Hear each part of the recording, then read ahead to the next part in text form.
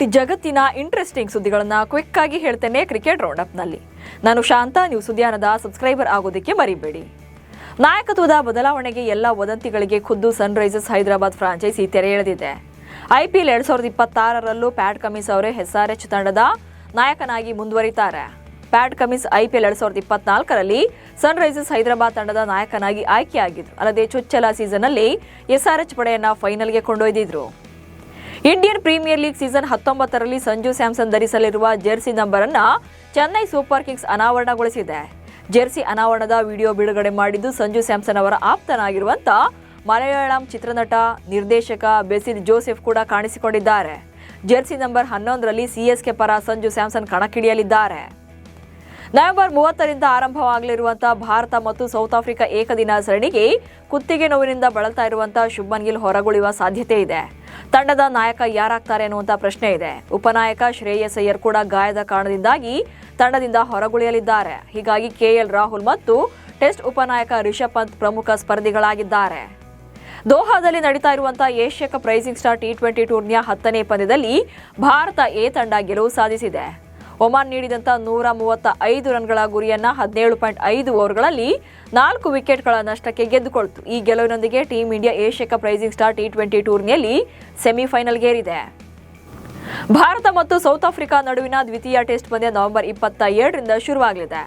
ಈ ಪಂದ್ಯಕ್ಕೂ ಮುನ್ನ ಯುವ ಆಲ್ರೌಂಡರ್ ನಿತೀಶ್ ಕುಮಾರ್ ರೆಡ್ಡಿ ಭಾರತ ತಂಡವನ್ನ ಸೇರಿಕೊಳ್ಳಲಿದ್ದಾರೆ. ಟೀಂ ಇಂಡಿಯಾ ನಾಯಕ ಶುಭ್ಮನ್ ಗಿಲ್ ಕುತ್ತಿಗೆ ನೋವಿನ ಸಮಸ್ಯೆಯಿಂದ ಬಳಲ್ತಾ ಇದ್ದಾರೆ. ಹೀಗಾಗಿ ನಿತೀಶ್ ಕುಮಾರ್ ರೆಡ್ಡಿಗೆ ಬುಲಾವ್ ನೀಡಲಾಗಿದೆ. 2ನೇ ಟೆಸ್ಟ್ ಪಂದ್ಯಕ್ಕೆ ಗುವಾಹಟಿಯಲ್ಲಿರುವಂತಹ ಪಿಚ್ ಸ್ಪಿನ್ನರ್ಗಳಿಗೆ ಅನುಕೂಲಕರವಾಗಿರುತ್ತೆ ಎಂದು ನಿರೀಕ್ಷಿಸಲಾಗಿದೆ. ಆದರೆ ವೇಗದ ಬೌಲರ್ಗಳಿಗೆ ಉತ್ತಮ ಬೌನ್ಸ್ ಮತ್ತು ಕ್ಯಾರಿ ನೀಡುತ್ತೆ. ಕೆಂಪು ಮಣ್ಣಿನ ಪಿಚ್ ಅನ್ನು ಸಿದ್ಧಪಡಿಸಲಾಗ್ತಾ ಇದೆ ಎಂದು ವರದಿಗಳು ತಿಳಿಸಿವೆ. ಕೆಂಪು ಮಣ್ಣಿನ ಪಿಚ್ ವೇಗ, ತಿರುವು ಹಾಗೆ ಬೌನ್ಸ್ ನೀಡುತ್ತೆ. ಬಿಸಿಸಿಐನ ಮುಖ್ಯ ಕ್ಯೂರೇಟರ್ ಆಶೀಶ್ ಭೌಮಿಕ್ ಅವರು ಪಿಚ್ ಸಿದ್ಧಪಡಿಸುವಂತಹ ಜವಾಬ್ದಾರಿಯನ್ನು ಹೊತ್ತಿದ್ದಾರೆ.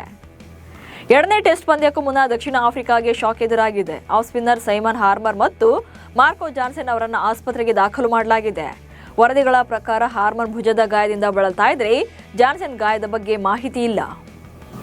ಕೂಚ್ ಬೆಹಾರ್ ಟೂರ್ನಿಯಲ್ಲಿ ಟೀಂ ಇಂಡಿಯಾದ ಮಾಜಿ ಡ್ಯಾಶಿಂಗ್ ಓಪನರ್ ವೀರೇಂದ್ರ ಸೆಹ್ವಾಗ್ ಅವರ ಪುತ್ರ ಆರ್ಯವೀರ್ ಭರ್ಜರಿ ಪ್ರದರ್ಶನ ನೀಡಿದ್ದಾರೆ. ಬಿರುಸಿನ ಬ್ಯಾಟಿಂಗ್ನೊಂದಿಗೆ ಗಮನ ಸೆಳೆದ ಆರ್ಯವೀರ್ 120 ಎಸೆತಗಳಲ್ಲಿ 14 ಫೋರ್ಗಳೊಂದಿಗೆ 72 ರನ್ ಬಾರಿಸಿದರು. ಈ ಅರ್ಧ ಶತಕದ ನೆರವಿನೊಂದಿಗೆ ದೆಹಲಿ ತಂಡ ಮೊದಲ ಇನ್ನಿಂಗ್ಸ್ನಲ್ಲಿ 278 ರನ್ಗಳನ್ನು ಕಲೆ ಹಾಕಿದೆ. ಡಿಸೆಂಬರ್ನಲ್ಲಿ ನಡೆಯಬೇಕಿದ್ದ ಬಾಂಗ್ಲಾದೇಶ ಮಹಿಳಾ ತಂಡದ ಸೀಮಿತ ಓವರ್ಗಳ ಭಾರತ ಪ್ರವಾಸವನ್ನ ಮುಂದೂಡಿಕೆ ಮಾಡಲಾಗಿದೆ. ಎರಡೂ ದೇಶಗಳ ನಡುವೆ ನಡೀತಾ ಇರುವಂತಹ ರಾಜಕೀಯ ಉದ್ವಿಗ್ನತೆಗಳು ಸರಣಿ ನಿಗದಿಯನ್ನ ಮುಂದುವರಿಯುವಂತೆ ಮಾಡಿದೆ. ಪಂದ್ಯಗಳು ಕೋಲ್ಕತ್ತಾದ ಈಡನ್ ಗಾರ್ಡನ್ಸ್ ಹಾಗೆ ಕಟಕ್ನ ಬಾರಾಬತಿ ಕ್ರೀಡಾಂಗಣದಲ್ಲಿ ನಡೆಯಬೇಕಿತ್ತು. ಬಾಬರ್ ಅಜಂ ಪಾಕಿಸ್ತಾನದ ಪರ ಟಿ20 ಅಂತಾರಾಷ್ಟ್ರೀಯ ಕ್ರಿಕೆಟ್ನಲ್ಲಿ ಹೀನಾಯ ದಾಖಲೆ ಬರೆದಿದ್ದಾರೆ.